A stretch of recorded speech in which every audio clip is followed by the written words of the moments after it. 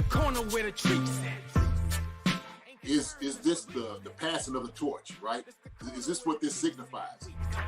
It comes down to that front office and what they feel is most important. The champ is here. We touched down from a higher plane. Why you made it here? We always look forward to that week because it was always intense.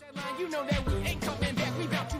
The man, the myth, the legend, Dante Hall. My favorite player growing up was Dante Hall. I love you guys in the show, but Dante was my guy. Get to dashing because you done on the warfare.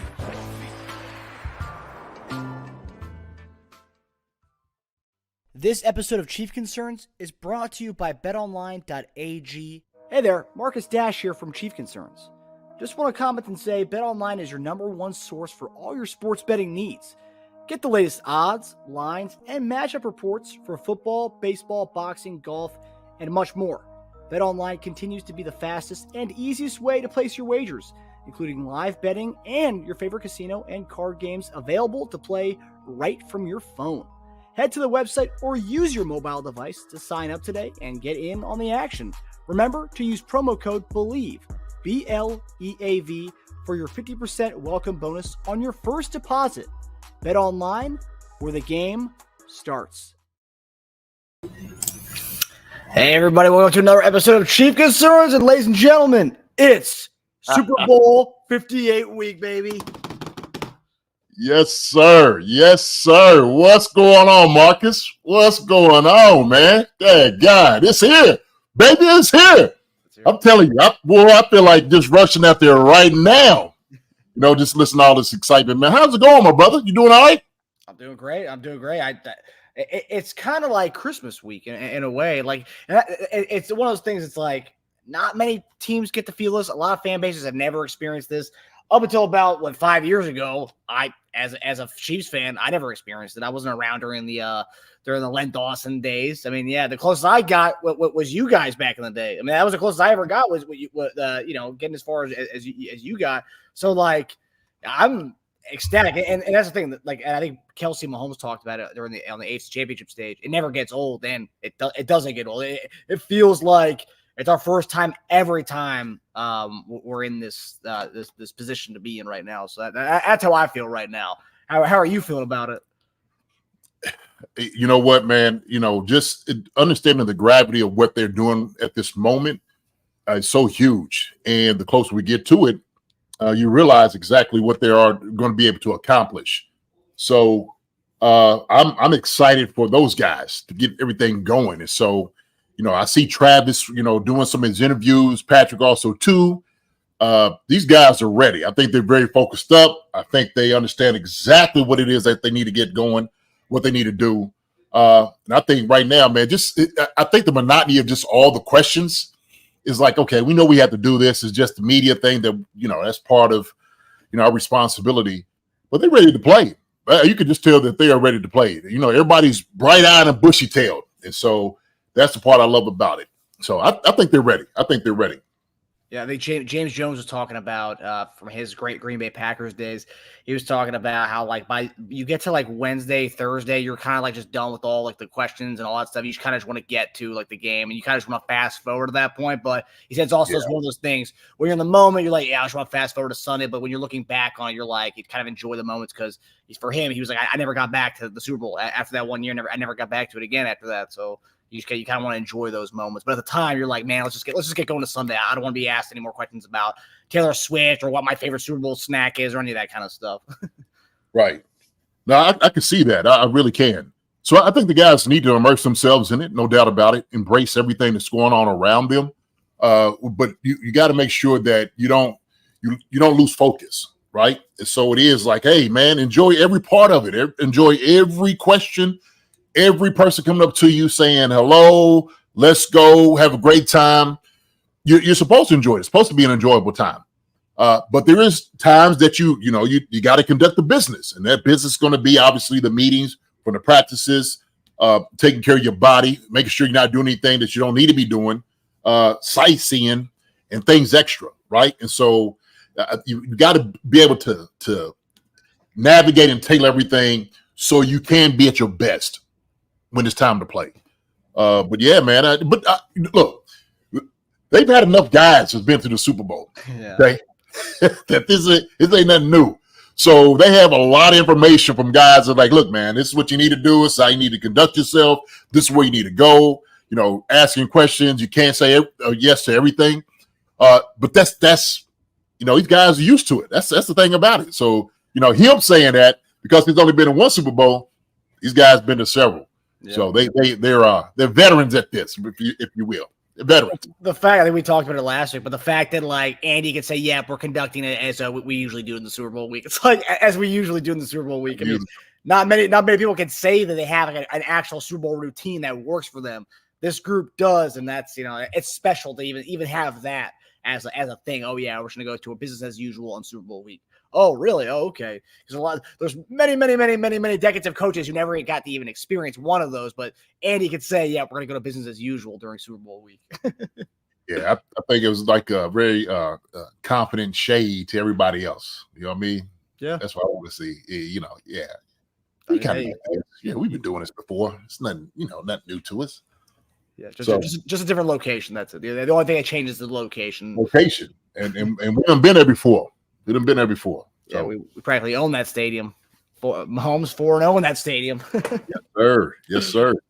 So obviously with this episode, we're going to have a full comprehensive look to preview this. I guess the 49ers. So JD and I are going to crack down on some of the biggest headlines, biggest stories of the week leading up to this game on Sunday. And of course, if you guys have any questions, you can post them in the chat. We'll do our job to get through those questions the best we can. But yeah, JD, let's begin with one of the bigger topics. Yes, it's Super Bowl-esque, the question, and it's something that we've kind of talked about a little bit throughout the year, specifically toward the end of the year when there was rumors going around about this one certain guy, and that's our guy Eric Bieniemy. So Patrick Mahomes, Andy Reid, they all spoke about Bieniemy and his impact on the team as most as 2 weeks ago. Obviously Baltimore right down the street from Washington Redskins or Commanders, and the night before, the eve before the AFC Championship game, who came into an offensive meeting and went through some stuff with them? That was Coach Eric Bieniemy. EB came back and talked to the guys, and Patrick said today that it gave everybody kind of goosebumps. It was kind of surreal to have him back in the back under their roof, talking ball with them, X's and O's, and did get it cleared with Washington because he was still employed by Washington at the time. But he got it. But now he is a free agent again. They brought in Cliff Kingsbury, so now Bieniemy's back on the prowl. And my question to you is that this is what everyone's kind of talking about right now. It's kind of what's kind of the elephant in the room, I would say. I don't know if it's an elephant in the room, but Andy likes bringing back his guys. And most offensive coordinator jobs are taken up, or some are even have a name already etched in stone next to them. I think some of these teams are waiting for the San Francisco to be done because they want to bring in their OC or QB coach. So, which leads to believe that Bieniemy could be a guy still out there when it's all said and done. And when you hear that Bieniemy's coming back, because how often do you even hear a former coach come in and talk to a team in the eve before AFC Championship game? I think that right there, I think we already had the story anyway. I think EB, if he was still available, he would come back in some capacity. But when you hear that he was a part of the AFC Championship like the night before with the team, does that lead you to believe that if Bieniemy's not hired as an OC or somewhere else, you could see him back in Kansas City next year?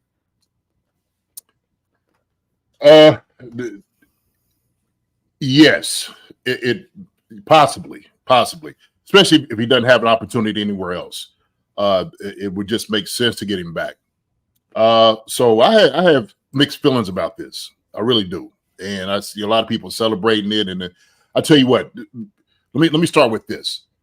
For him coming back to the room and talking to the guys, because he has a relationship and a rapport with the gentleman in the room, I think it's something that they needed to hear. They needed to hear maybe a different perspective or perception about who they are from somebody from the outside that's been gone in a different, obviously a different organization.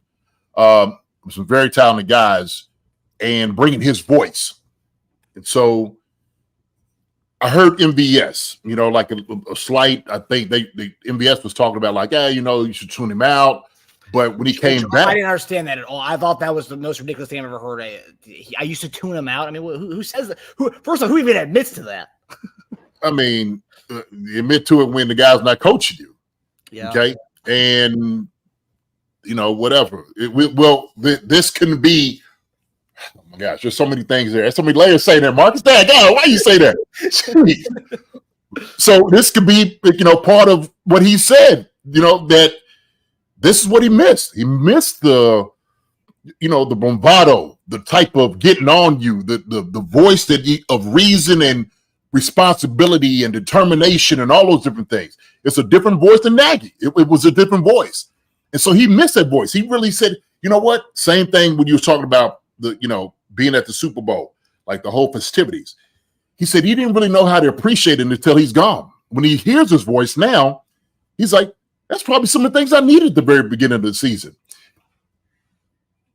His year would have been significantly better with EB's voice in the room, okay, or on the team, all right? Not necessarily in the room, but on the team. And I think he understands that. So whatever that means, we can look into it whatever way we want to, right? But this is what MVS is saying. He is saying this. So he thought, well, maybe I lagged a little bit, or I didn't do as much as I should have done this year. And part of it might have been where I didn't get the motivation, or I didn't hear somebody get on me like EB did. And we heard this from other players. A lot of other players were saying this. Pat was saying that guys had goosebumps when coaches come up. And you feel it. You feel it. When you know how God speaks and a coach speaks, you know what that means to you. It drums up emotion. It drums up, that passion in you, okay? Because you can feel it in the coach. And I've always said this, that players are a reflection of the coaches. They are, whether it be a position coach or offensive coordinator. You are a reflection of that. Your offensive reflection of those people that are orchestrating everything. And so I think they did see that. They missed that part of it.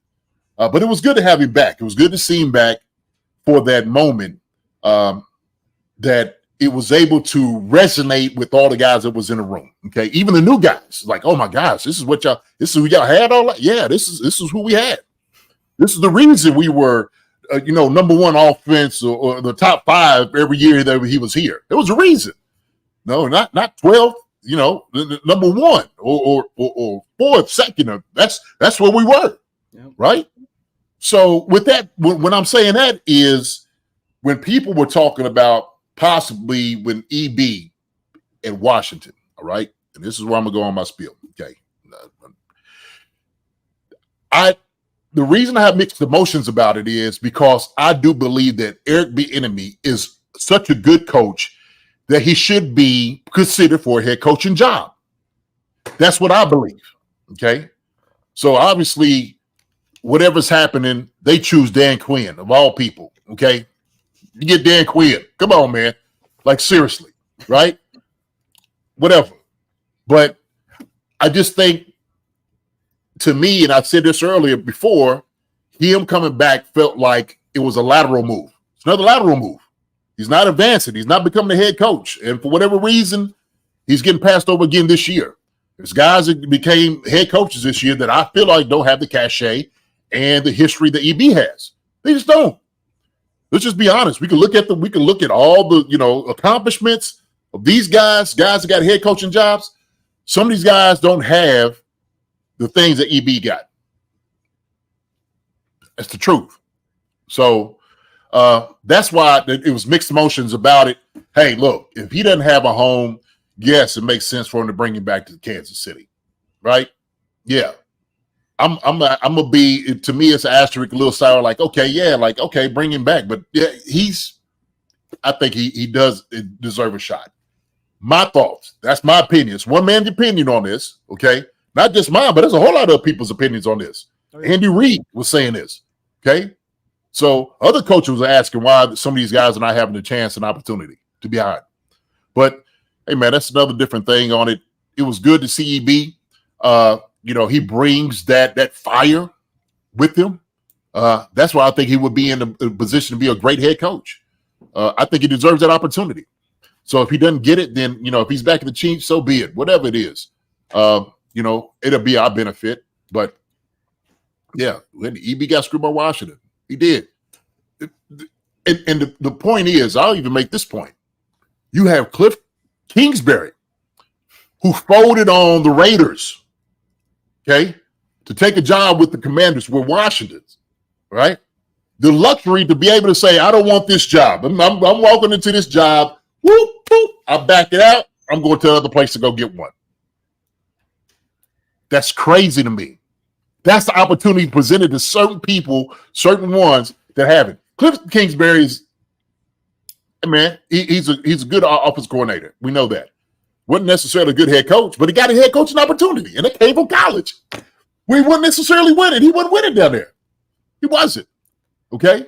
He got that job because of how successful Mahomes was at this level. And you can make the argument that Mahomes was so successful at this level with Andy and with EB. So it's like that, as you know, I mean, and Mahomes they weren't successful. Texas Tech wasn't a successful college team with Kingsbury. So that's, kind of ironic. Right. Yeah. And I'm just talking about EB on this. What up, KC Ross? I'm just talking about, with as far as EB and the things that he's been able to do. That's what I feel he deserves. I feel like he deserves that. And I don't know if he's got a fair shot. When I was looking at who teams are interviewing, I never see his name on any of those interviews at all. Like not even be considered. So I think the Raiders interviewed him because when Kingsbury reneged on that deal, because Kingsbury apparently wanted another year or two on his deal, but they held pat at 2. So apparently they interviewed EB and they ended up giving the job to Luke Getsy, the Bears OC former Bears OC, to go to Vegas, which interesting. I thought the Raiders would probably, because look at that staff, it's all former players and stuff, and I thought it'd be perfect mix for him to go from and they just brought in Ocho Cinco today to be their assistant wide receivers coach. So like a guy like EB who played, get him on a staff with a bunch of former players. I thought that would be, kind of like a Detroit Lions kind of thing. Yeah. So I guess if he's sitting there saying, if I go to a lateral move, let me go somewhere that I know, right? But is he going to be in the capacity of being an OC? Is that the question? That's the question right there now. So how does that going to work? The only thing I could think of that I could see if he were to come back to Kansas State, I don't think they're going to demote Nagy. I mean, unless Nagy gets a head coaching job somewhere, I don't think they're going to demote him, especially if we do win the Super Bowl. And whether we win or lose on Sunday, which I think we will win. But I think I could see us doing what we did when we brought in, when we first came, when Andy first came over, he had Doug EP as his OC. He brought in Brad Childress. Brad Childress, like the passing game, coordinator. Analyst. Yeah, he was an analyst up in the box. Yeah, And I don't know if EB will be in the box, but EB, he could be that kind of spot where he kind of oversees everything and Yeah, I can see that. I can definitely see that. And when somebody sitting there, he didn't want to be at the Raiders. I wouldn't either, right? And like I said, if you had making a lateral move, how about I'll go somewhere that I know we can be. They're going to appreciate me. They're going to love me. I'm not going to the enemy. I'm not doing that. Yeah, the enemy is not going to the enemy. Yeah, right. And I said the only time I want to see him in Arrowhead and Stadium again was either as, opposing head coach. That was pretty much it. Opposing head coach or head coach of the Chiefs if Andy retired or, so. Let me ask you, and I think someone said this about him with the Commanders. Moved to Commanders, thought he was promised a future opportunity for a head coach and didn't get it. I think that was reported, but that was before they had the ownership change and all the stuff that went on with them this year. But let me ask you, so we saw with the Patriots when Belichick left, Mayo came in, but a part of Mayo's contract was whenever he does hang up, whenever Belichick goes, he would be the next in line. Now, I don't know. I mean, that was one of the first times I've ever heard something like that, but could that be something where it's like, hey, come back, be an assistant, but you will be the guy when Andy does go, whenever that is. It could be 2, it could be a year, it could be 3 years, it could be 4 years, who knows? But I don't know if you could put it in contractually. I think teams don't want to be kind of pigeonholed in something like that. Co-offense coordinator, yes. So I was thinking probably that's what it would be. But I don't know. I think it'd be tough. So, see, Andy calls plays anyways. So, okay. All right, K-Rod. Listen, I'm going to tell you something, K-Rod. You say that, but I don't think that's true. I don't think Andy calls all the plays. I don't think it's a conglomerate. I think it is a combination of guys doing that. And so I had this conversation last night. I was on Farzine's his podcast, and I asked Farzine, I just straight up, I said, so you think that he's calling all the plays? You think that these guys are just offensive coordinators entitled just by name? Like, do you just believe that, right? Because what would be the point? If a coach is calling the plays, like we know it, like we know what's the name that calls plays, McVay. We know the guy up there. I can't think his name. Up in Green Bay, LaFleur calls plays. We know guys that calls plays, and they have no problem saying, "Hey, look, I'm the play caller. I'm going to be the one making these calls."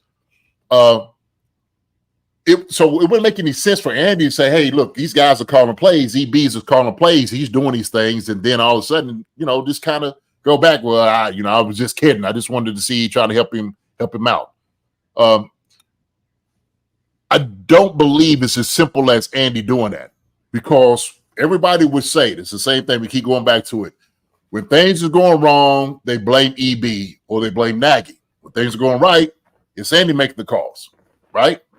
So people wanted to have their druthers. They want to have it both ways. And okay, well, that if it goes right, yay, way to take the reins, Andy.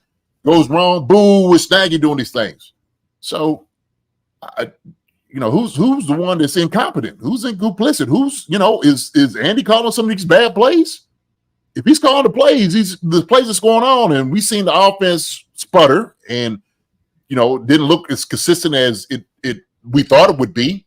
12th ranked, is that Andy? Is that Andy's 12th ranked offense that he's calling? I'm just saying, it's a question, right? What we doing? And that's the thing that's all bogus about the whole thing, because we saw with Nagy the first time, we saw with Doug Peterson, we saw every time the offense does not look good, it's always the OC's fault. And you can fill in the blank when it's Bieniemy, Nagy, Doug Peterson. But when the offense looks good, that's Andy's calling the plays today. You tell Andy's calling the plays today. What? But last week it was the OC, but this week we look good, so it's Andy calling the plays. That's the whole thing. It's just the stupid narrative that comes with it. I think it's kind of more of and I said it's like a unimind, right?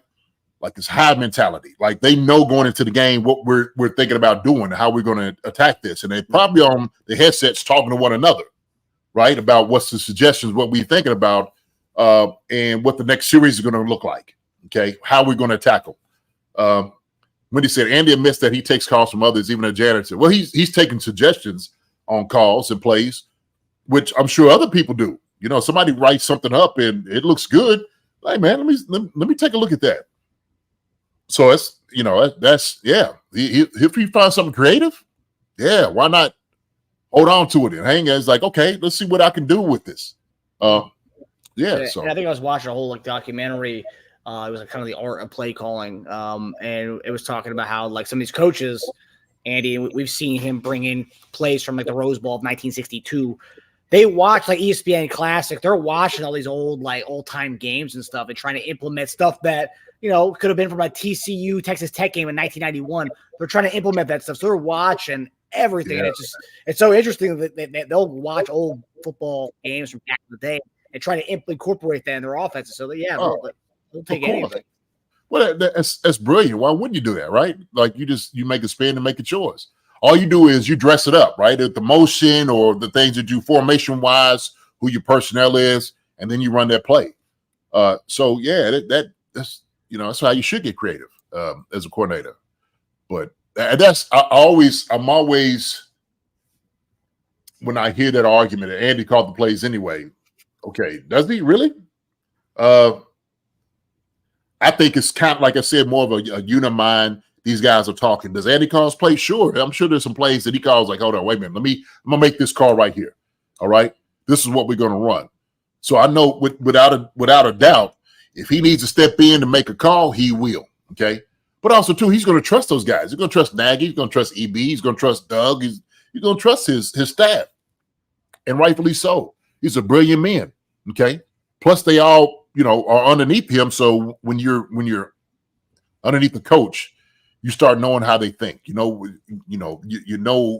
as far as what their thought process is. So, yeah, you've been in coaching rooms, you've been in NFL locker rooms.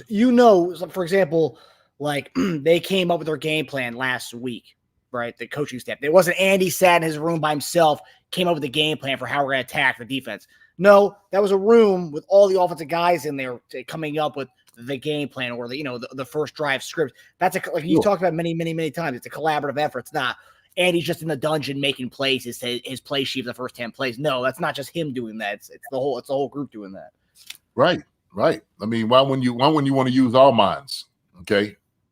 So this makes sense. So yeah, EB coming back does look like that, but hey, we'll talk about that at a later date. Yeah. I just thought we couldn't pass the story when I saw that he was talking to the team the night before the AFC Championship game, and that's powerful stuff. Hey man, give him some fire. That come in with all type of fire, dynamite, whatever you need to do to get these guys going. Okay, and if you need that extra voice to come in as just a spark to give it to you, that more life, yeah, man, bring him in. Bring everybody in. Shoot, bring JD in. Bring me in. Shoot, I got something for him. Okay, I get them jokers going. I got some fire to me. I got some fire. Oh, we know it. We know. Oh yeah. All right, so we're going to get into some of the stuff that's been going on this week in the Super Bowl, the kind of dialogue that's been going on out there. So last year, Chief fans heard a ton of excuses after the game from Eagles players about field conditions and missed calls. This time, excuses have already started before the game from the 49ers. So we're going to get into this, I guess, practice Fieldgate, JD. So what some are calling it. But according to a report from NFL insider Jonathan Jones of CBS Sports, the San Francisco 49ers are not pleased with the firmness of the practice field that they were given this week. The Athletic's Matt Barrows reported that the Chiefs have been unwilling to change their practice schedule for the Niners to also practice at the Raiders facility because the Niners, of course, at the UNLV practice facility. And so Barrows also reported that the Niners were pretty dissatisfied with that and almost considered flying back to Santa Clara to practice for the Monday night media event. Roger Goodell said they had over 20 experts approve the field for the 49ers to practice on. So, and on top of this practice field game that's going on, a couple days ago, Nick Bosa was asked if he's seen anything special from the Chiefs' offensive tackles. He said, quote, "They hold a lot." So I think someone's already trying to bait officials into calls already before the game. So JD, I got obviously with this whole Fieldgate stuff, the Nick Bosa comments about our tackles. Are these legitimate kind of complaints on the 49ers end, or is this just them kind of fine-tuning their potential excuses for after the Super Bowl? Are they legitimate excuses? Yeah, they are. Sure. Absolutely. When somebody asked me, said, what did I think about the comment that the Chiefs tackles hold? I said, yeah, and water's wet. So what? What's the deal? And guess what? We're going to hold Bosa to no sacks. That's what we're going to do. We're going to hold him to no sacks. And I don't care on any given play, guys hold. We know that. We understand that. Bosa can say, yeah, they hold a lot. Okay. Every single tackle in the NFL holds. Every single guard in the NFL holds. Every single center in the NFL holds in a way. The thing is, they get their hands inside. If you get everything in the frame that you need, fine. Okay. There will be some holding in the game. There will be some holding. They just need to know that our guys have been getting held, especially Chris Jones, every single game. And they miss at least 5 or 6 holding calls on Chris Jones every single game. And it's blatant, and it's horrible, and it's terrible. But what do? You can say that. We know this, okay, because he's dominant. Bosa says this because he's a dominant defensive end. He's just trying to get his right, his advantage as possible. Let me get this out here right now. Yeah, they hold a lot. Okay, yeah, guys hold in the NFL. Guys hold. Guess what? You do some holding too. You do some things as hand up underneath the chin strap. You do some things illegal too, Bosa. Right? Talk about the things you do. Okay, we can bring that up as well. We can get you lined up off sides plenty of times, jumping off sides. There's plenty of things that you do. All right. So he can sit there and say that. I thought it was kind of tongue in cheek. Oh, that's a little funny. Ha ha, whatever. Okay. Yeah, we holding you too. Best believe that. We're going to hold you as well. Field condition. Let me get into field condition. If I'm the head coach, if I feel like the field is not to my liking, in my condition, I would absolutely have a fit. I would lose my mind. Okay. Now, I'm not out there walking on the field. I have no idea how that feels. I don't know. It may be different from how they thought or what they was expecting. But do they say, hey, look, the Chiefs got a different advantage than we do because of where they're practicing at? I don't know. Shoot, if I'm an opposing team, I might be a little salty. I ain't gonna lie. I really would be. But yeah, Goodell, like we had 20 guys, they went ahead and they said it was fine and all these different, he's just doing what he's supposed to do as a head coach. He's supposed to do it, right? So you're going to fuss about a whole lot of different things if it's not to your liking, especially if you want to put your team and everybody in the most greatest environment, optimal place that you can be to win a championship. You're supposed to fight. So is it legitimate? Sure, whatever. It is. I don't know about the far as like the muffins and all this. I heard, Fred Warner said that the muffins, maybe he was like tongue in cheek. Maybe he was just kidding about it. But he said they got poppy seeds. The Chiefs are eating blueberry muffins. What does it take to have blueberry muffins here? Right? So, I guess they giving the media some things to chew on, right? To report during the week. Well, it's funny because like the whole, because you see in the Niners fan base and Niners are kind of playing into this whole, their Chiefs are getting the Raiders facility. They're at UNLV. But last year, I just found this out this week. We were at like Arizona State's facilities, and they were at the Arizona Cardinals facilities. We didn't get mad. I mean, I didn't hear one word about us talking about being at the Arizona State facilities versus them being at the Arizona Cardinals facilities. I never heard about that until this year. I was like, wait, I didn't know. I didn't even know that. But like, we're hearing about this day one right away. They're complaining about something, about us being at the facilities and then having to be at a college facility. Listen, man, when you're champions, you can practice anywhere. We could practice on the moon if we needed to, okay, to win. All right? We're very modest, a very professional team, okay? Not saying San Fran's not, but, if you're a head coach and you're sitting over here trying to, like I said before, you're fighting for your guys, I get it. I understand that. But the Chiefs, man, look, if you go out there and you play, everybody's going to play on the same surface when it all said and done, when it comes down to it. So it doesn't even matter what you practice on. It's the surface that you're going to play on at the end of the day. And that's what really matters. So don't think that all of a sudden this whole week, shoot, you've played enough games this year. Everybody understands what it is that they need to do. I don't think there's anything that needs to be done, I think, this week that you haven't had in already, at least on the menu as far as like what you're going to do offensively or defensively. Doing some things. This right here is just kind of you're shoring everything up, right? You're just making sure you're batting all the hatches, crossing all the I's and the T's, you're just making sure everything is right the way it should be when you play. You want the practice to be crisp, okay, with no hiccups, okay? And if you perceive there's going to be a hiccup because the field's not right, okay, all right, well, whatever. But I get it. I do. I get it. I get a head coach doing that. Because I said I'll be that guy with fuss. What's the strategy behind Bosa making that comment, though? I mean, that's something that's implanting an idea in officiating's head. I mean, is that making that a statement right off the bat? Is that something that, because you talked about before, you're on the sideline, coaches are always saying, "Hey, look at that player's doing this, doing this," but Bosa doing this a week out, it's already implanting that idea going into the game. Yeah, he's going to try to implant the idea going into the game, but the referees they know. They understand what our history is. I think we have the most holding calls, I guess, in the NFL, right? At least Juwan Taylor does.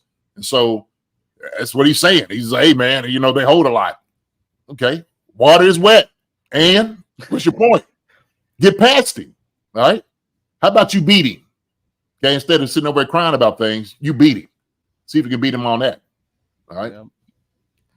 And you brought up Chris Jones, and something I was thinking about is you said that the Ravens trip. I mean, not only is Chris Jones getting held, guys getting tripped in the end zone, dirty play in the end zone. But no, I mean, no one talks about that. They only talk about about it.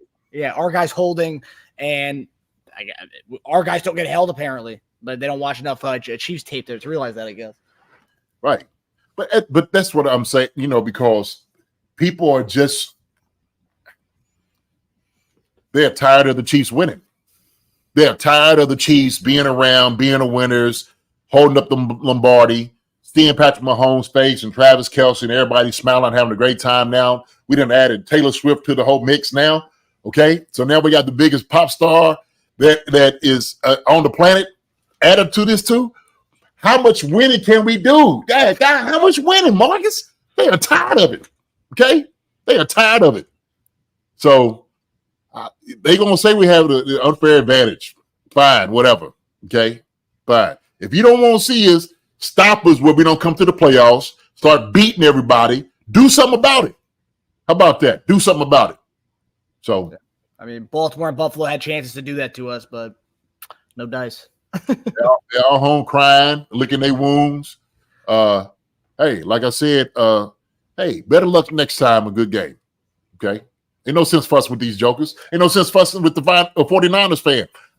To be honest with you, I haven't even entertained none of what they've said. The Ravens them have been a distant memory. Okay. Yeah, they have. But, as far as everything else, I don't even worry about none of that. I don't listen to none of the negativity, all the 49ers fans, all the crying from the teams. Hey, look, could care less. All I'm worried about is Sunday when that joker kicks off, okay? Let's get this thing jumping. Let's get these pies popping like fish grease out here. Let's watch Usher at halftime. Let's finish up, okay, and put these babies to bed. That's all that matters. That's it. To go on the Nick Bosa thing, they asked Jawan Taylor about the holding thing, the holding quote. He said, "Did you have a response for Nick Bosa?" He said, "No, it's a part of the game. I'm just looking forward to the game on Sunday." So Andy Reid, I think Colin Saunders talked about it that missed assignments during the game. Sure, Andy Reid will get mad about that, but it's nothing that he gets more mad about than bulletin board material. So he's ingrained that in all our guys so well. Even Jawan Taylor's first-year guy, but no response to this whole thing. And I think they asked Donovan Smith about it, no response either. So I mean, it's more like, no, we're not going to give you anything. Yeah, I'd have been like, yeah, and I tell the joker, I'm gonna hold you to death. Yeah, stop holding, Dunn. Nope, I'm not gonna stop holding. I'm gonna hold you to death. I'm gonna do my job. You do yours. Okay, I'm gonna win my battle. You win yours. How about that? Okay, don't cry about it. You know where you're gonna be crying about it? On your back, folded up like a lawn chair is where you're gonna be crying about it. Okay, on the locker room after the thing is over. All right, deal with it then. But just and real quick, I know we're gonna shift to it. I don't even know, but heard about Jawan Taylor's grandmother. To shout out to him, prayers for his family. That he has to deal with this during this time. But he said he's dedicating this, so he's going to have a different incentive. Unfortunate for what happened, but he's going to have a whole different mission on what he's doing and the focus. That's what's going to be important to him. He ain't worried about Bosa and his pride. Okay, so he's looking to get this celebration, right, and hope he does. But just praying for his family, the Taylor family, the ones that's out there. All right, during this time. He said he's dedicating this game on Sunday to his grandma, which was falsely reported during the day. It was his mother had passed away a few days ago. And everyone's like, wait, what? His mother passed away? And then it had to come out that was his grandmother that passed away. Yeah, that's why you got to be, everybody gets on it quick and starts, man, you're like, hey, I'm still alive. Listen. But, it's unfortunate. It's sad that something like that happened. I know it's heavy on his heart. I know it's heavy. But he has a whole different incentive on playing. I think that's another thing that's going to fuel him, man. Yeah, definitely prayers to the Taylor family. All right, so we're gonna get into pressure. So obviously, Super Bowl pressure. I mean, there's so many storylines in this game that it was honestly hard to think of a rundown today, JD, because there's so many things that were going into this game. But we're gonna talk about pressure being the one of the big keys of this one. So. Comparing both franchises, so Chiefs embarking on a dynasty. Some may even call it a dynasty already, but going for the third ring in the Mahomes era. Mahomes chasing Brady, the ring conversation, the GOAT conversation that continues to add into this. Andy continuing to pile up wins and going for the Don Shula record. I don't know if he's going to get to that, but more rings, more wins. I mean, he's chasing the all-time win record. But on the other side, we have a team that we played in the Super Bowl a few years ago. A coach that is seen as this guru, the best coach in the league, who's 0-2 coaching in Super Bowl so far. Obviously, he was the offensive coordinator for the Atlanta Falcons 28-3 game where the Patriots came back and won that one, and then the head coach when we played them the last time. And then you got Brock Purdy, a guy who's some are saying if he doesn't win this game, Niners could be looking for a new quarterback. I don't know how true it is, but there's reports this year that Niners are still trying to get Tom Brady out of retirement to be their guy. So it's not like they're that sold on him. So the guy's potentially fighting for his spot there in San Francisco, which I think he's done enough to be the quarterback for at least the time being. So yes, I get that, but the fact that that's even on the table is just kind of wild. So JD, with all things considered in this Super Bowl and all the things that are going on for both teams, what team do you think has the most pressure going into this game on Sunday? Ooh, who has the most pressure? I don't know, man. It's a very good question. Because they both got pressure, and they both have some really, really heavy pressure on each one of them. I think it's important for the Chiefs to establish themselves as a dynasty with this win. Now, you can make an argument legitimately they made to 3 Super Bowls, 4 really, and win 3. Okay.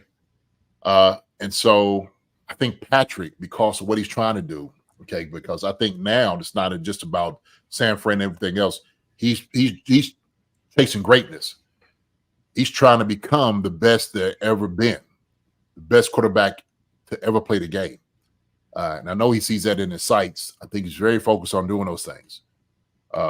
It'd be such a glorious thing for him to do that with Travis Kelce and Andy Reid in that mix.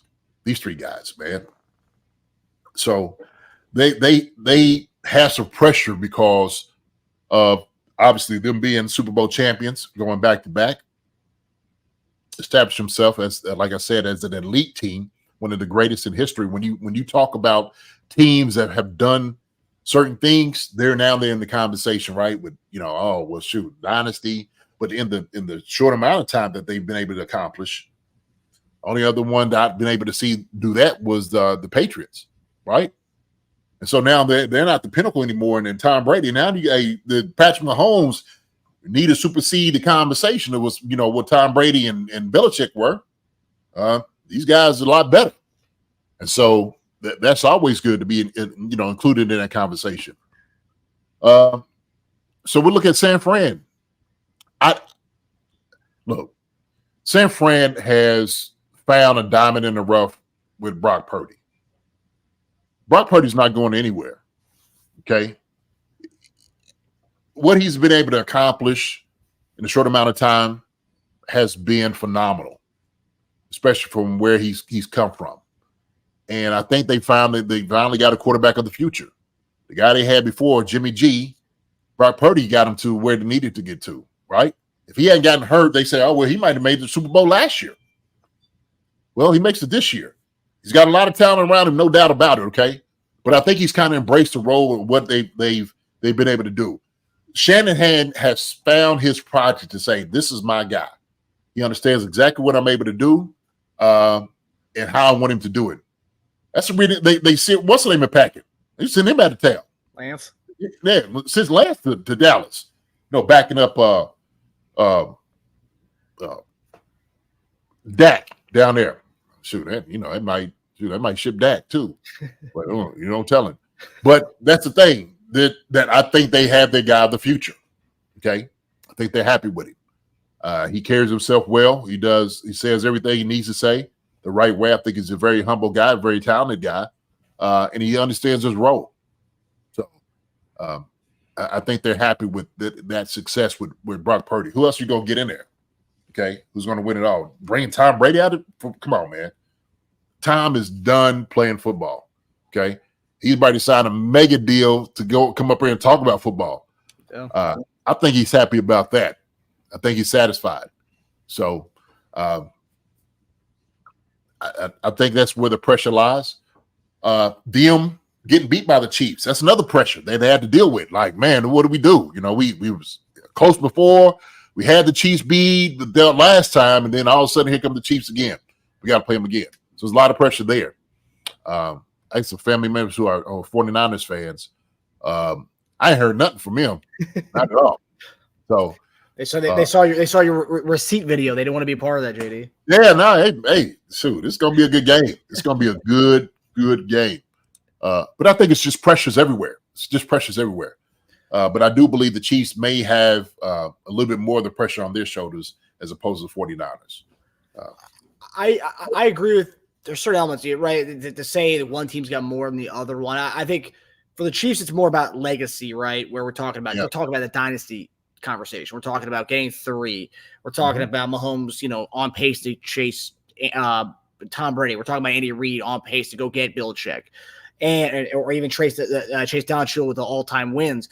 And so we're talking about those kind of things. But then at the same time, San Francisco, look at that conversation. San Francisco, they've been to 3 straight NFC championships, no Super Bowl in those 3 years. 4 of the last 5 NFC championship games. Yeah. Last time they were in the Super Bowl, lost to this team. And I think with us, where we were kind of playing with house money, for the most part, I said on the show before that there was a point in the season where I was scared and I think we were going to get far this year. And a lot of people talked about this year being a kind of a retooling year for the Chiefs. The second part of the dynasty. We saw the first half of the New England dynasty. There was kind of a retooling there. Then they went back to it again. They kind of retooled their team a little bit. Whereas this year, I didn't think there was a chance that we weren't going to be here. And I think since this run we've made second half of the season or towards the end of the season and getting to the playoffs, we're on this playing with house money. Like a lot of people doubt us. A lot of people didn't expect us to be here. And hey, we still got here because once the lights became the brightest in the playoffs, we got to this point where it's like San Francisco, on the other hand, they've been the 1 seed all year long in the NFC. They've been the top dog. They've been the Super Bowl favorite since I think week 5 of the season. Even after the Baltimore game, I still think they were the top team to win the whole thing. So yeah, there's pressure on the team that everyone had the Super Bowl kind of odds going in their direction. And then the head coach guru that everyone's been playing up is Kyle Shanahan. He's the one of the best head coaches in the league, this brightest mind. But at what point does that become, well, when are you going to bring me some hardware for that? Because, yes, it's one thing to be the greatest offensive mind. The hardware comes into play here. And then we talk about the Brock Purdy thing. I think he's safe. I think he'll be the quarterback. But I think people are already starting to look at, if the Niners, for whatever reason, don't win, they have a look at their whole team in totality. They have a great team. There's no reason why this team should not be bringing home a Lombardi. But if Purdy's going to be the guy they're going to look to, will he be the scapegoat? We'll find out next week if he's a scapegoat. No. Listen, it's hard enough to get to a Super Bowl. It's very hard. And we've seen a lot of talented teams this year, okay, that we thought might have been on that Super Bowl train, getting there and whatnot. I think, Marcus, to be honest with you, if a coach he's winning, he's winning. Shanahan is winning. He's getting Super Bowls. That's what you want. You want that opportunity. A lot of guys just don't have an opportunity getting there, coaches wise. I don't think for him, he wants it. He tastes it. I mean, it's there in his grasp. It's so close that he almost feel it. He could just, right? It's just getting over that hump of that win. But if you got a coach that is that accomplished, who has gotten there to the big dance, it'd be hard for me as a team, as an owner, to move past a guy like that. Oh, no, I'm not saying they're going to move past. I'm just saying as far as having that pedigree of you are seen as this coach, you haven't grasped, you haven't gotten it, right? Like you there's all this hype around you, but you never get it, and that's where the pressure comes from. Where I mean, I get that part. Yeah, he's pressure. His dad, was a hell of a coach. He done made it, 1-1. A few of them, didn't he? I don't know how many Shanahan won. How many he win? 2? Was it 2? I think 2. He won. So, yeah, that pedigree, right? He's trying to establish himself, and it's still that Shanahan name, right? It's like, part of his legacy he's trying to do. My mistake, if you was thinking like, if he doesn't make it as part of his pedigree, that he's going, No. We're just talking about the pressure. Okay, I got you. Yeah, I was talking about the pressure aspect because it will go to a point where, everyone talks about how certain coaches were choke artists when the lights got bright. I think they used to say that about Marty Schottenheimer. That was a thing. Once it get playoff time, he would have amazing records in the regular season. Once it came to playoff time, his record wasn't the best in crunch time. Whereas, my apologies, sir. My apologies, no, sir. you're good. Yeah, my apologies. I thought you were. Go ahead. No, I was going to say, but do you think, though, they're talking about pressure mounting, if he gets to another Super Bowl and he loses to the same exact team he lost to a few years ago, and yes, you got the Super Bowl, only 2 teams get there, but you're 0-3 as a coach losing in the Super Bowl, at that point, you might have a label that comes with you, like, oh, and Andy Reid used to have this label up until he had Mahomes. He had that label. I hear you. I mean, shoot, if I had that label, you getting there to the big dance, I'm like, look, at least I'm getting there. Yeah. Okay. I know there's 30 other teams that's at home. All right. Other coaches that would love to be in this position. Right. Our guys are fighting. We're fighting every day, every chance we get to be in there. Right. And getting over the hump. I get it. That would be the most frustrating part, is because if you don't deliver, right, you don't deliver. That's just, man, that would be frustrating on his part. And, of course, obviously 49ers, we seen Buffalo, how they had to deal with it back in the past, getting in the army. Man. Yeah, so he was another one that's So people still bring them up. I think, he does have a lot of pressure on him in that regard. But I think, like I said, if we're visualizing the Chiefs being in that legacy, putting the Lombardi up, us being in the echelon, right? We just got to go ahead and maintain, play mistake-free football, no turnovers, and just going in systematically, just breaking them down. I think that's what we just have to do, man. We got to focus on that and concentrate on it. Like I said, all the other noise out here. And matter of fact, this will even be more glorious because of the year that we went through, right? I told you. I said, look, we didn't want an easy road. We didn't want it. All the problems, all the drops, everything you want to bring up. Now, the whole deal with his dad getting a DWI and, all these things. Hey, man, these guys persevered through it all. They persevered through every single part of it, okay? Every single thing. Got a starting defensive end out. We ain't bat an eye. Nobody blinked the entire time, especially on the team. So if you ain't riding with these guys, I don't know what. See, my man was talking about, I said, man, we still riding the wheelbarrow. We are still riding the wheelbarrow, baby. We are still riding the wheelbarrow all the way through. Now we'll leave on a limo when we leave up out there, Joker. Yes, sir. We still doing the wheelbarrow or ride on a limo. Hey, on a wheelbarrow coming in, limo going out. That's how it's going to be. Limo and champagne. All right. Maybe thinking about Ric Flair. That's how you do it. That's what it's going to be, baby. That's what it's going to be. Style and profiling. Styling and profiling. Yeah. Yeah, I mean, either way, I think there's pressure from all sides. Of course, it's Super Bowl, but like from an individual accolade perspective, you have the pressure for so many different guys in this game. But team totality wise, we're looking at dynasty. They're looking at just getting one with the unit that they have, and I think the dynasty aspect. That's just so many guys are a part of that on the squad. Yeah. Got a question here. UK Niner fan. Ooh, okay. Across the pond. So, question: your keys to stopping the Niners' offense and how you think they'll attack the defense. Real quick, the key to stopping the Niners' offense: you stop Christian McCaffrey from getting out and scoring a lot of points, getting a lot of yards on you. I think the offense is geared around him. You do a good job against him, you will beat this Niners offense. Okay. Bring pressure against Brock Purdy from different places, different stunts. Give us some defense as far as our corners going against the wide receivers. That's going to be our attack. Spag's been doing a good job all year. How do you think it attacked the defense? Same thing. We're going to attack them deep. We're going to make them cover the entire field. So part of that is going to be, number one, run with Isaiah Pacheco. Isaiah Pacheco has to have at least 15 carries. At the very least, 15 carries. When we get down in the red zone, he's got to see more of the runs and more of the carries more than anybody else. I don't want to see a reverse. I don't want to see a jet sweep. None of those things. It's got to be Isaiah Pacheco or CH running football downhill. Next, number 2 is we got to give the football to the guys that makes plays. That is Travis Kelce and Rashee Rice. Everybody else filters in around them at that point, but Rashee Rice and Travis Kelce has to get the lion's share of the football besides Isaiah Pacheco. And number 3 is let Patrick Mahomes just do his thing, man. Let him go out there and just pick these guys apart. The offensive line, they block for him, give him some time and some space. He will pick this defense apart. So that's going to be the keys right there, my man, James. And so we do that, and you're going to see a victory.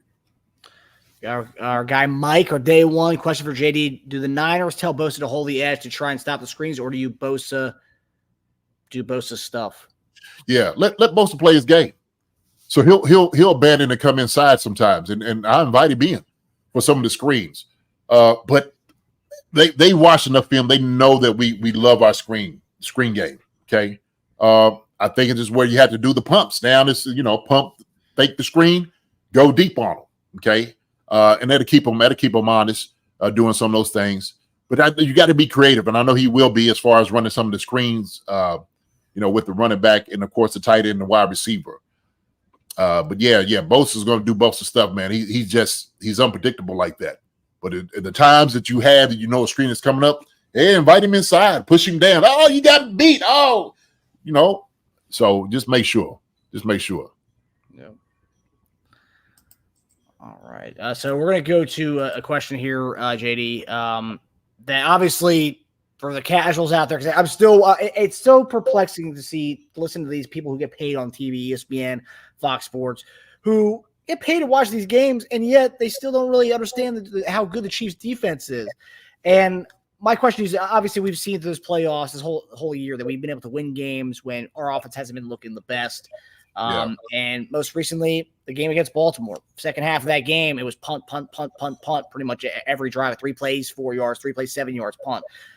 And my question is, JD, if the defense, for whatever reason, I don't think it's going to happen, or it's the best defense in the league, if the defense, for whatever reason, is having an off game in their standards against this high-powered San Francisco team, probably the best assortment of skill players on an offense in the league with Deebo, Ayuk, Kittle, CMC, even Eli Mitchell, Jawan Jennings. They have a lot of guys on that squad.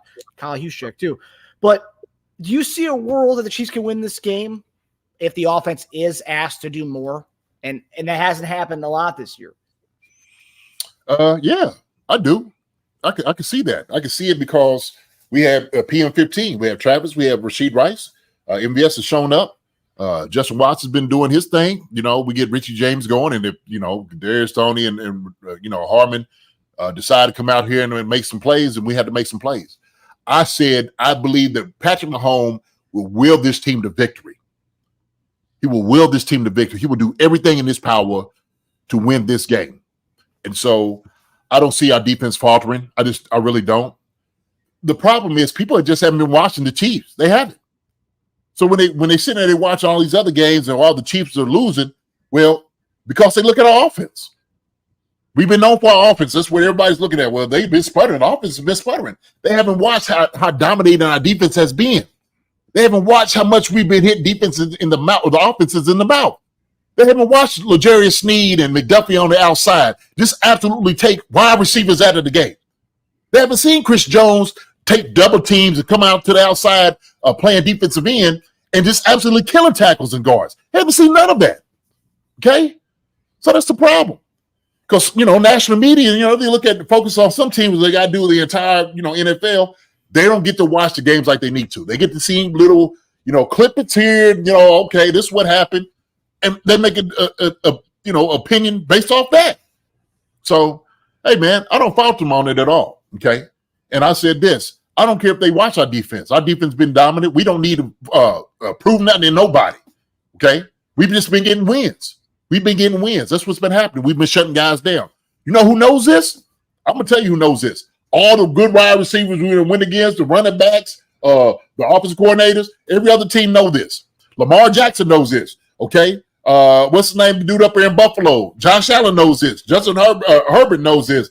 Joe Burrow watching from the sideline. He knows it. All these guys had to know what's going on. They had to see for themselves what was happening and what the Chiefs was all about. And guess what? We showed them. So, That's fine. They've been asleep all year. Let them take another nap, okay, till this thing is over. Hey, you sleep until it's all over, okay? You go on, keep in your slumber, all right? Everything's going to be fine. We're going to go ahead and handle it, win this Super Bowl. You stay asleep, all right? We'll wake you up when it's all over. How about that, okay? So the other day when we had our Bleacher Report episode, when you were driving back from Kansas City, the question was Alex Smith had made a comment. Obviously, former Chiefs, former Niners guy. His allegiance is right down the middle with this one. But he said the 49ers are in trouble, and he said the only way they can win that game is if it's a shootout. What do you think about that statement? I seen the episode. Y'all did a great, wonderful job. My absence, I don't know why I couldn't get on, but that's another thing. That's all right. Listen, I agree with him. The only way they're going to be able to do it is hopefully that they score enough points, okay, on our defense. Because it's hard to score on our defense. We've had the number one defense, top defense in the league all year, okay? So they understand how hard it's going to be. They do realize that, all right? They're not overlooking that. Everybody else out here might not know it. Shanahan knows it. CMC knows it. Ayuk knows it. Deebo knows it. Kittle knows it. Yeah. Usyk knows it. Trent Williams knows it. They know. They know exactly what our defense brings. Okay? And they're getting ready. They're getting prepared because they know it's going to be a hard-fought game. They understand that. So I look at the guys, when I look at defenses that stop them, we're better than some of the defenses that stop this offensive team. We are. That's the bottom line. We are. Okay? So that's why I feel good about it. I know our guys are going to be ready, and they got a little chip on their shoulders, probably on both shoulders, because they hadn't really gotten what they do. They ain't got their flowers because nobody really believes in them. Oh, well, Patrick Mahomes not playing a good game. Well, our defense is killing them. They hold these jokers down. So, to me, man, listen, only thing, like I said before, all that matters, and I look at, the nods of what position groups are, okay, we got the nod. Our DBs, our back seven is going to be phenomenal against the wide receivers and CMC. Andy Reid's going to call a great game. We understand that. On offense, we know going against their defense, they're not going to be able to stop us from scoring. They're just not. What are you going to do? You going to double Kelsey? Fine. We got Rashee Rice. Okay, we got Isaiah Pacheco. CEH, we got MVS, we got Justin Watt. We got guys, okay? And we got the best quarterback in the game. Talk about how good Brock Purdy is, and he is, but hey, guess what? PO15 is the best. Somebody said, is it too early to talk about Patrick Mahomes being a GOAT? Absolutely not. Absolutely not. For what this man has been doing, oh my goodness, he's already being considered. He's already being considered, and he should be considered.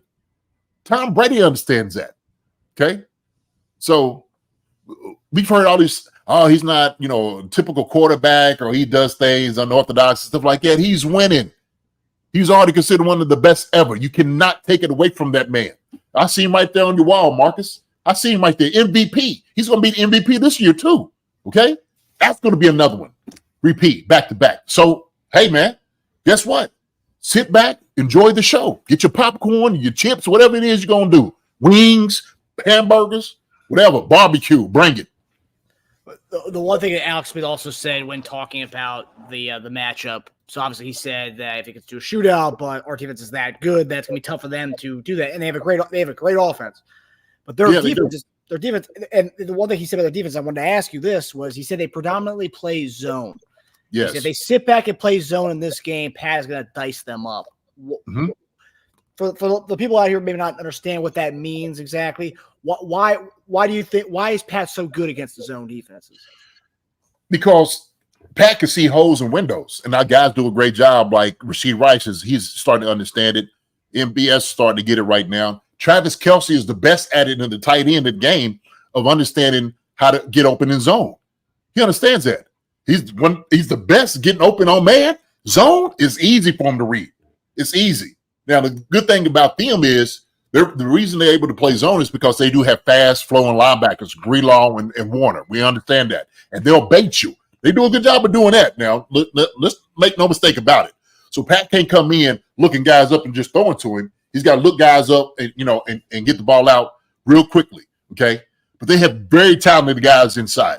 Right, same thing. If we give Pat time, that's all we need to do. Give him time. Guess what, Juwan Taylor, hold Bosa's tail all game. All right, don't let him get off. Just don't get called for it. Don't get caught. All right, give Pat time. You give Pat time, he will dice you up. He will dice you up.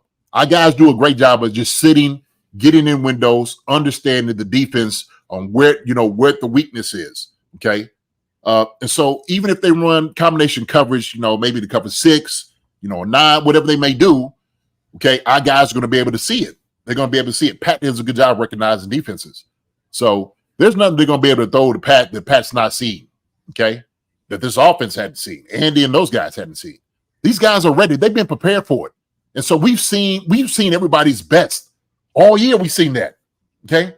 There hasn't been a team that we played that nobody thought we're playing the champs. They knew they were playing the Super Bowl champs from last year. They knew that. They knew it was going to get the best quarterback in the game. They knew that. They knew they were going to the best tight end in the game. They knew that. So yeah, they understand exactly what's at stake. They know this. So we just ready, man. These guys are they prepared. They are prepared. And all these yahoos out here talking about whatever, right? And like I said, Alex was right. Alex knows this because he's played the game. He knows what Pat can do. Okay? He knows it. Ain't no sense of him. He don't have to lie or just, what do you call it? What do y'all call fans? Homers. Homer, right? A Homer thing. We've been called that before. Some of the right. opposing fan bases have come on our comments and said that. Hey, man, I'm going to embrace all of it. I'm fine with it. Call me a homer. As long as you call me a winner, that's what it is, okay? Yeah. I'm fine with being a homer. I ain't got no problem with that. I support my team. I'm a homer. Yeah, that's what it is. So I'm good with that. I'm good with that. So.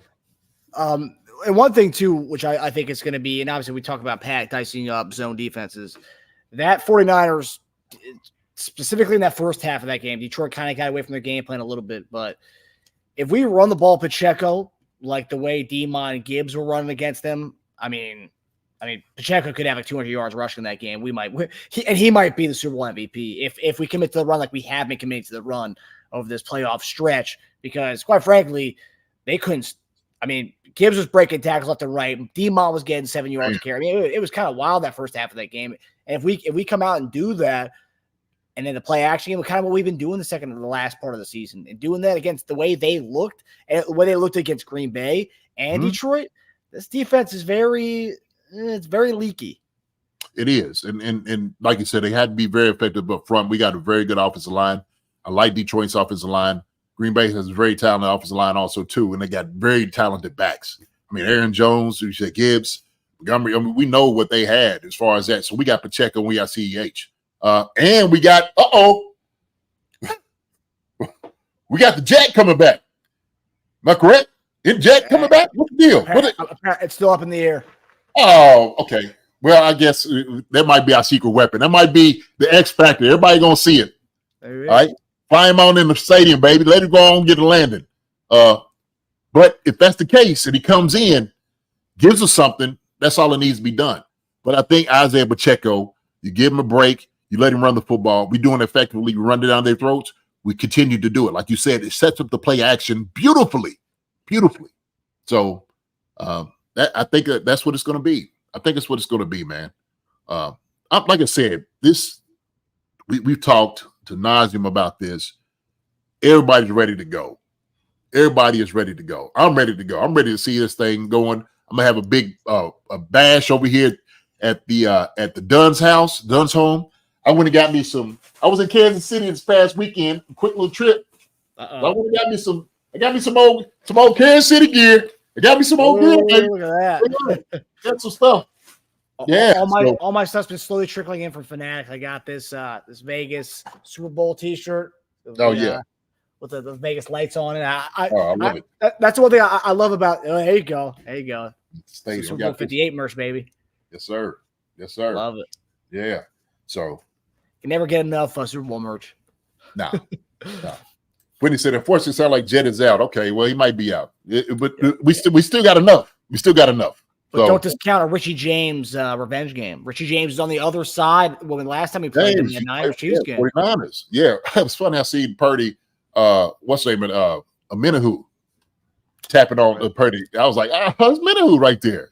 So, all right. In my opinion, first to 30 wins. Well, I'm going to be honest with you. I don't think either team's getting to 30 in this game. Anybody getting 30. We ain't getting up no 30 points. That ain't going to happen. Yeah, no. They could easily give up 30 to us, but I just don't see either team doing that. I see it. We'll get to predictions in a little bit, but I just don't see that happening. Oh yeah. So JD, we've talked about this a little bit about how we are seen as the becoming the Patriots, the team that everyone hates because we're winners, and people don't like winners naturally. So this week during the Super Bowl week, when they did the introductions, Bruce Buffer introduced the Chiefs coming out of the tunnel for a media night on Monday, which was awesome. Awesome having the UFC announcer bringing the guys out. That was really sweet. But you could hear cheers, but you could mainly hear boos in that. And becoming, we've seen this with old Taylor Swift stuff for years with Barstool, calling out Mahomes' brother, Brittany Mahomes, all that stuff. We've been starting to trend towards being the most hated team in the league. Seeing some of the comments we get online on our channel alone, but every Chiefs account is getting from other fan bases. We're becoming the villain, and Patrick Mahomes talked about embracing that. So, quote, I can definitely sense it. I never felt like that because I've never been like that in my entire life, but it's become a little bit funny. I don't want to say you enjoy it. I know the Patriots had that for a while. I'm hoping we do it in a different way with a little bit more fun and personality with it. But as long as you keep winning, teams start to not like you, and I want to keep winning. So if that means some of the other teams and other fan bases aren't going to like me, I'll try to still have a smile on my face and not be a bad example. But I can be that villain for them if they need me to be. Mahomes was asked to expand on that this week at Media Week. He said that he doesn't necessarily enjoy the Chiefs being villains in the eyes of many fan bases outside of Kansas City, but he doubled down and said, I just like winning. If winning causes you to be the villains, I'm okay with that. So, JD, what are your thoughts on Mahomes and Kelsey kind of embracing this villain role? I think, man, all they're saying is like, look, man, you're going to have an opinion about us regardless, whatever it is, okay, good or bad, whatever it may be. It's not going to stop us from what we need to do. Fine. You want to call me the villain? I'll be the villain, okay? I'll be Darth Vader. Fine. If you want to call me, I don't know, Luke Skywalker, I'll be Luke Skywalker, whoever's going to be, all right? None of that matters. All that matters is when I'm out there on the field, I'm throwing to my boys, okay, trying to win this thing, all you could call me is champion. That's one thing you need to make sure and complete, okay, that I'm a champion. I'm one of the best, if not the best, quarterback to play the game, right? So you can have your opinion. No problem, all right? We understand the fan base is not going to like it, right? They're not, okay? Chiefs are winning. They are winning. They are winning. They are winners. And I get it. I do. I told you, I could not stand seeing the Patriots win time in and time out, win year after year. I could not stand it. Could not stand it. And so, the Chiefs we are that team. We are that squad. It's all right. I starting to understand now. Now I understand it now. I'm like, and you see how I am right now, Marcus? I'm just sitting back like, yeah, so be it. Oh, it was good to be the Chiefs. But the thing that really kind of like bothers me in a way is so we could say, yes, Patriots won a lot. So yes, we all hated it, but there was other things that they were attached to. They have the cheating scandals. We don't have cheating scandals. And I just don't understand why we're not treated like the Golden State Warriors. No one had any problem with the Warriors dynasty. No one cared at all, actually. It was never like LeBron was called out for it when he went to Miami. He was like, oh, man, you're joining a team that just won a championship a few years prior, joining up with the other teammates and stuff. And I think they won 2 titles down there. But Golden State, no one ever talked about them. And I see us more like a Golden State type where we are a team that has issues. What, we have Taylor Swift as a fan now, so people should hate us more? I mean, Patriots, I understand hating him because there was other things with it. Belichick didn't like them, didn't really talk to media, gave you 2 answers. So I saw the coldness behind that. Then you had Spygate. You had filming other teams and stuff. There's multiple examples of that. But with us, we just have a lot of commercials and Taylor Swift now. I mean, why are we hated so much? That's what it is. They just tired of seeing it. They tired of seeing Patrick and his very unique voice. They hate that he's on every commercial, and him and Travis are doing everything. Now they brought Andy Reid, who is as as cordial and inviting and as charismatic as anybody and any coach that can do these things, right? I mean, doing a great job in the commercial. So these guys are out there, man. They are, without a doubt, they're just profiting off their brand, and they should. These guys are stars. They're superstars. Everybody knows who they are. So love them or hate them, okay? Everybody knows who they are. So, yeah, they're getting tired of it. Now, all of a sudden, like I said, here comes, Taylor Swift. Look, people love when others are down below here, okay? And they hate seeing winners all the time win, all right? That's just human nature. It's a sad thing that we can't celebrate other people's victories and wins, as we should, okay? And, if you're that person, I get it, it's your team, because they're at home and they're not, not victorious. That is an issue. I get. But look, like I said before, everybody has the same shot. Everybody has the same opportunity. So it's on them to get everything, put in order to win. I'm just telling everybody, like I told the Ravens and every other fan base, hey, man, we're looking for a good game. That's all that matters, okay? Best of luck, all right? Best of luck. And we're going to keep it cordial. We're going to keep our sportsmanship where it should be because we are classy fan base. We're classy people, all right? Shout out to Charles down there in Woodstock, Georgia. Send a shout out to us. That's Big Brother right there. Charles. Right? Yeah, man. We got a lot of fans from a lot of different areas, a lot of different people. And so yeah, I'm trying to look at his comments. We're getting so many comments. I think I missed that, Charles. Yeah, he said he gave us a shout out somewhere. So there you go. Love you, Charles. Yeah. Hey, and I'm seeing over here, getting on. Look, James doing hey man, come across the water. I get he's don't argue with, ain't no sense arguing. None. Yeah. So, yeah, I'll say there he is. I'll say this about the and I get, yes, there's a little bit of oversaturation with commercials, but it's an ebb and flow. Whoever's the hot guy or hot team or at that time, you're going to see a lot of commercials of those guys. And right now, it's Kelsey, Mahomes, even Andy. I mean, you got that. Manning was doing a bunch of cell phone commercials at the time. I don't think anyone hated Peyton Manning to that extent. But yeah, but the one thing I will say is that Warriors, I think they did three-peat. And I don't think people really said anything about the Warriors until Kevin Durant came on board. But it wasn't so much a Warriors thing. It was more, Kevin Durant's a snake for joining a team that's already won it. Whereas we're a team, we're a small market team in the middle of the country, Kansas City. It's not like we're not the Big Apple, we're not LA, we're not New York City. It's Kansas City for crying out loud, And I think with this team, especially this year, I think you have to look at narratives and stories. And I think the story that we had this year was very, very gritty. It was a team that didn't look good. We were the favorites to come in the season. We did not look good. We kind of, navigated our way around the tough spots, the drops, the penalties to get to where you are. And we're facing San Francisco, big market team, a team that, has been pretty much the top odds to win the Super Bowl all year long. But now we're seen as the big bad Kansas City.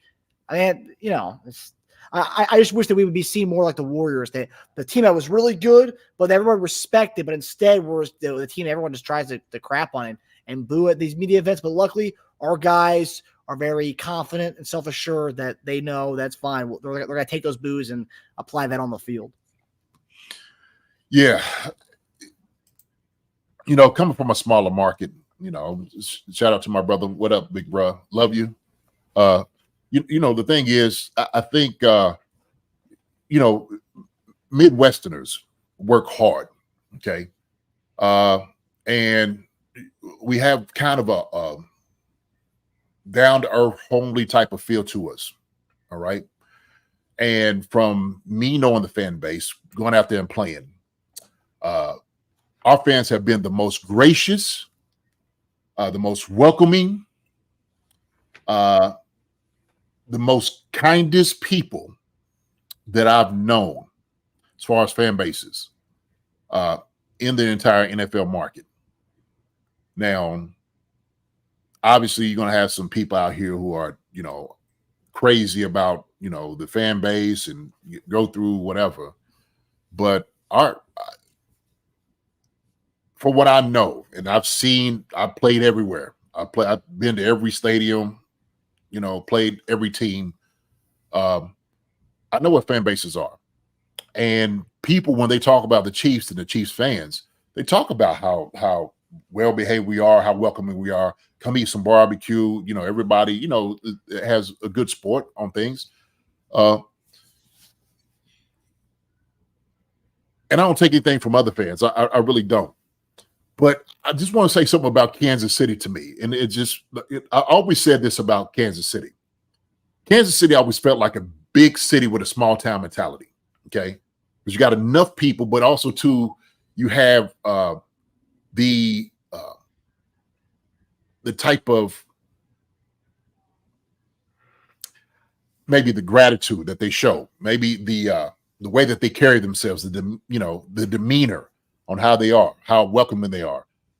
If you say it's the hospitality that they have for other people that come in. We don't have those problems. We didn't have those problems now you would hear it in Oakland, obviously with the Raiders, and I seen it in the Chargers dealing with that. San Fran's just right across the bridge from Oakland, so you would have some of those people come in. New England, obviously, because of the what they was able to achieve up there in Boston and those areas, a little rough around the edges, but those are good people. I'm not taking away from them. It just people are a little different. And so I just think being Midwesterners, we have a, air about how we, carry ourselves. Now, me being from Kentucky, it's not that far. I just think, sometimes different markets bring different people and different attitudes and whatnot. So I'm thankful that more people are starting to become Chiefs fans. Okay. And I even say it's about Taylor Swift. Taylor Swift has opened up the door for more people to become football fans because of who she is, right? Them following her. And they've been able to see exactly how good Kansas City is. All, the fans and whatnot. And they've embraced that. That's incredible. I've loved that. I've loved that part of it. Yeah. But look, man, NFL fans are great fans, wherever you are. Okay. And you shouldn't be getting, crazy and ridiculous, calling people out on none of these things. Patrick Mahomes is a guy that is a face of the NFL, and ain't no scandal. He ain't did anything. He ain't did nothing. Nothing. And Travis Kelce either. These guys are good guys. I mean, they're very likable, charismatic. Shoot, they're just regular dudes, regular guys. So if you can hate on that, man, I don't even know where your heart is. Yeah. He ain't did nothing to you. Except win. He did nothing. Nothing. Right. So it ain't like the whole scandal up there in New England with the Deflategate and them filming teams and stuff. When we knew he was doing it, they knew that. Knew Bill was doing those things. So I don't know, man. Hey, it's all right. It's okay. Everybody's gonna be fine. We're gonna be fine. Like I said, man. Hey, guess what? Hey, good luck. Okay, and good game. That's all we need to do. Okay. I kind of like the whole bad guy look anyway. So, it's sweet. Detroit had it for a little bit. The Pistons had it back in the day. The Raiders had a little bit of that bad guy image for a long time. Patriots had the bad guy image, but that was legitimate for being cheaters. But like, yeah, but we're talking about, the city's a little rough around the edges. You know what I'm saying? Like, we're talking about big markets. Yeah. Like Kansas City, I mean, you had some reputation, but not as, Midwest. So Kelsey said today or Monday that he actually enjoyed. He heard the cheers, but he said he actually enjoyed the booze more so than anything else. Kind of gets him riled up. Bring it on! Come on, bring it! Boo! Yeah, bring it! Boo me all you want to. Hey man, it's all right. They embracing it all. Yeah. Hey, love me or hate me.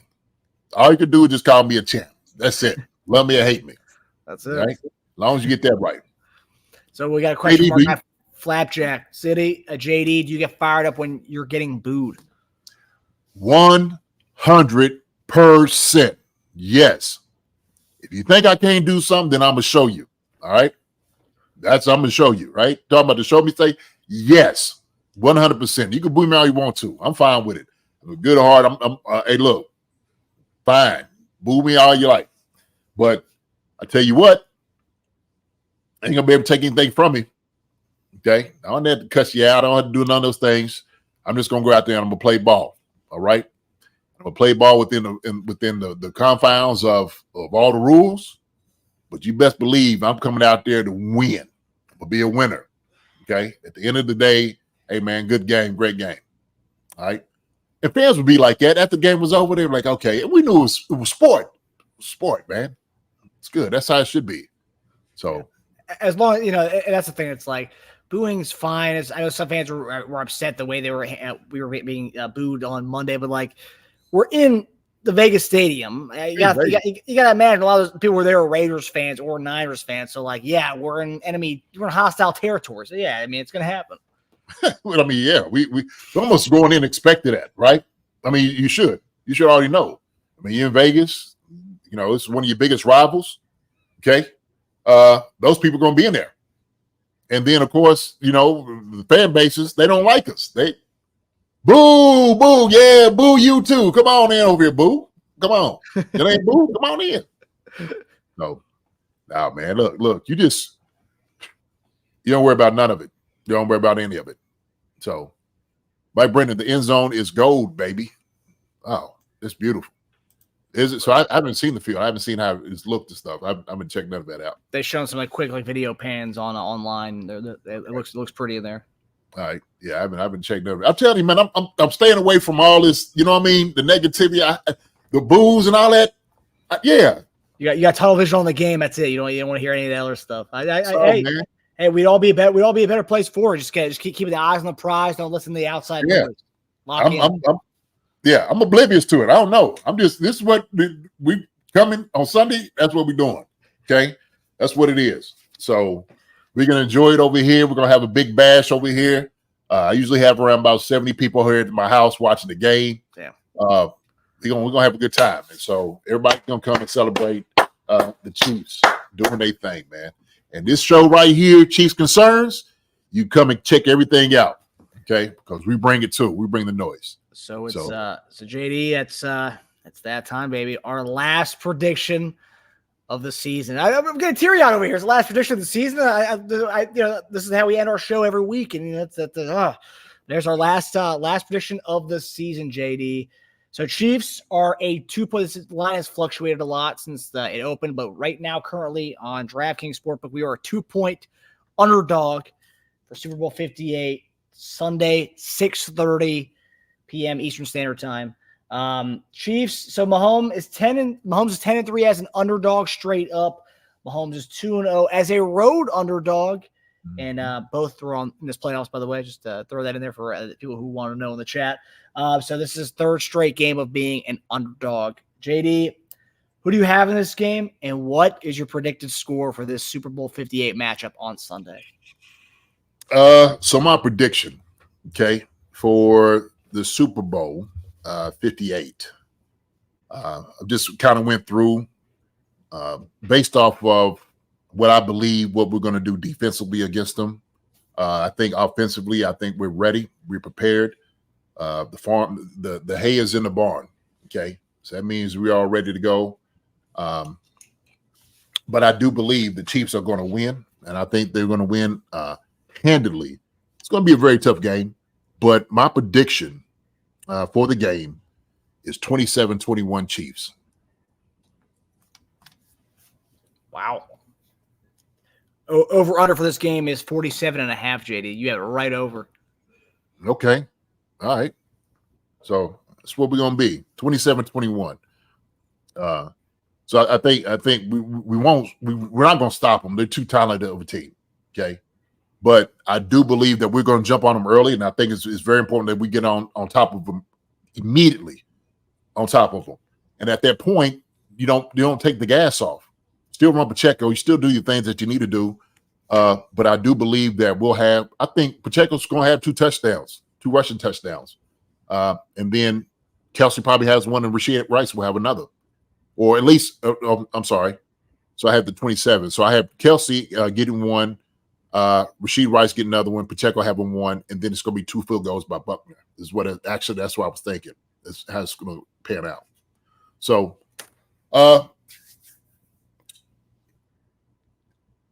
it's going to be a good game. We know it's going to be one of those nail biters all the way till the end. 2 very good teams, 2 solid teams this playing, 2 teams that deserve to be in the Super Bowl. I didn't know as far as San Fran was going to be there, but I did know the Chiefs was going to be there. Okay, and that's part of that wheelbarrow getting in, having all the confidence that these guys were going to figure it out, and they did. Marcus, they figured it out. Okay, so that's what it means to be a Chiefs fan. Bought all the way in. We bought all the way in, man, all year. I know people had some concerns, and there were some things a little testy. All right, I still got you on the receipt. I y'all. All right, but we know for this game, we know at this time with the kickoff, that ball's kicked off, Chiefs will be victorious at the very end of the day. Okay, so we'll celebrate that. Everybody's ready to celebrate it. And I've already got my plans to be out there in Kansas City for the parade. So the parade's going to be on February the 14th, Valentine's Day. So it ain't going to be no better day than love in the air for the Chiefs and them getting it down during that time. So things going to work out, man. It's going to be beautiful.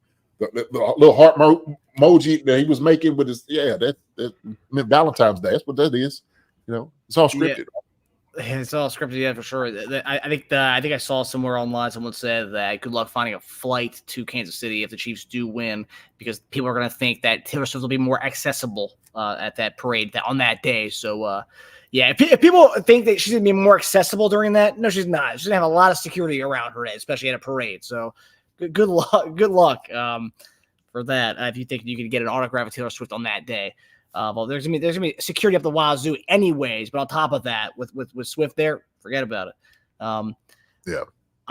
My prediction very, very similar to yours. I'm going 24-14. I think it's gonna be a very low scoring game. I think it's gonna be very scripted out, just much like how our other games have gone in this playoff so far. I think they're gonna struggle to score against us. I think Purdy. There's that famous video of the Oklahoma State quarterback going against the Kansas State team, like with the down 48-0. Like he's the third string quarterback, but like the guy's about to take a snap, and his hands are like that. I think we're gonna get a little. Brock Purdy's gonna be shaken up a little bit at the start of that game. This is business as usual for us. Not on the other side. This isn't Jimmy G, who was a part of those Tom Brady Super Bowls. He didn't play in those Super Bowl games, but he was there and witnessed it. He was there. He knew what the stakes were. We played that Jimmy G San Francisco team. Brock Purdy, yes, he's played in some big games during the season the last 2 years, but this is nothing that he's ever seen before. And you're going against the best defense in the league on the other side.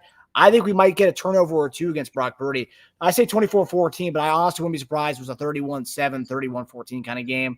I think it's going to be, based on the way we've been playing offense, I think it'll be a closer game score-wise, 24-14, but I think it's going to be a defensive domination. And I wouldn't be surprised if we see a L'Jarius Sneed MVP or Chris Jones MVP. I know it'll probably lean quarterback because that's how it is, but I wouldn't be surprised if one of our defensive guys is the MVP for this one. So 24-14. That would be beautiful. That would be beautiful if it happened. So they got to make some big things happen on defense for obviously to get that that award. So but I definitely see Chris doing it. Snead would do his job. He'll still buckle everybody down like he has been doing. But yeah, man, I think just because he's got weapons around him that they're gonna try to bring as much as possible. We seen they ain't never shut down with Green Bay or with Detroit, and so these guys not gonna make it easy. They're not. But hey, still gonna be victorious. So yeah, we're gonna make it happen, baby. We are going to make it happen. Yes, we are. Yeah. It's gonna be a great game. Like I said, I could see that happening. And that's based on if Purdy does have some kind of little tremors there, because it's gonna be going to be a big stage for him, biggest stage. And this is an Iowa State quarterback, Mr. Irrelevant. It's going to be a huge stage for him. And I think when you're playing against the defense that we have on the other side, I know we don't have a Menahu, but Willie Gay's back. That team is going to be ready to go. Yeah, the defense will be ready to go. They're going to try to, they'll try to quiet him down, right? Settle him down, with Brock Purdy. We'll probably get him rattled. He'll probably make a couple of good throws, okay, because he's a very talented guy. But, we'll see. We'll see. Hopefully get him rattled early. I hope you're right. 24-14 with 31-7. I hope that's what it is. I do. Sitting there talking, see everybody giving different opinions and scores and stuff. Yeah. I like each and every one of them. Harrison Butker MVP. I mean, it's you're taking the under if you think Harrison Butker's gonna be the MVP, I guess. Yeah. 35-17 from Kathy, good stuff. I hope it's like that. I honestly, I predicted 24-14, but I hope it's one of these kind of blowouts. So I don't have to be scared throughout the entire game of possible collapse. Just give me a no sweat game. Give me a domination from start to finish, no sweat. Yeah. 31-21. 24-13 Omar. Okay. And then we got our Niners fan here who I think he's left the chat. Yep. Oh, James, don't go nowhere. Where you for what? Nick Serrano, you what?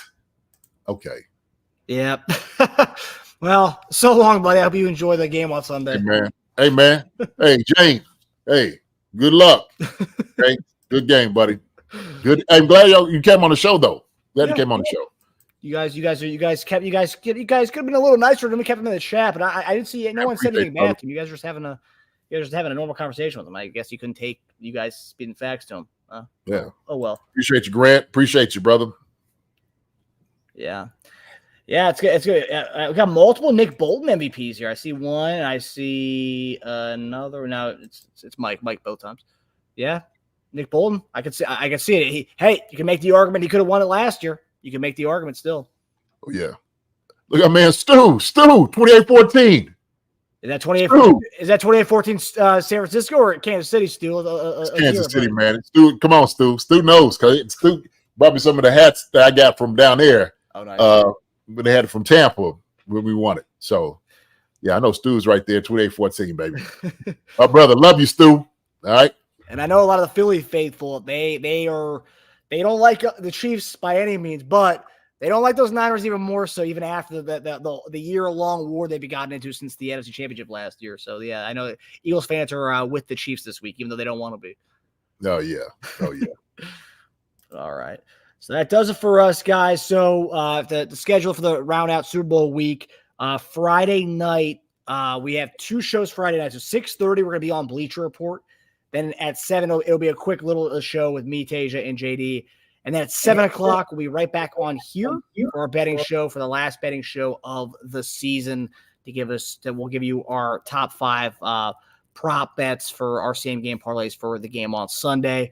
And then that'll be it for the week. And then Sunday night, right after the game, obviously we'll give you guys, everyone's going to have some time to enjoy the win a little bit. But then shortly after the game, probably 45 minutes after the game, we'll get on for a celebration of sorts to celebrate this big win for the Chiefs. So that does it for that's our next 3 shows for till Sunday. And then next week we'll give you more, but next week JD is going to be at the parade. I unfortunately won't be able to go to that. But Tuesday night Monday we'll have our show on our channel. And then Tuesday we're going to have a little off-season outlook show that'll be on Bleacher Report. But we'll give you guys all that information. But just be in tune for 2 shows Friday night and our Sunday show after the game on Sunday. But that does it for us, guys. Love you guys. Love everybody being in the chat. You guys have been amazing this entire season and this whole Super Bowl week. And JD, of course, that's all I have. I love you. Hey, brother. Man.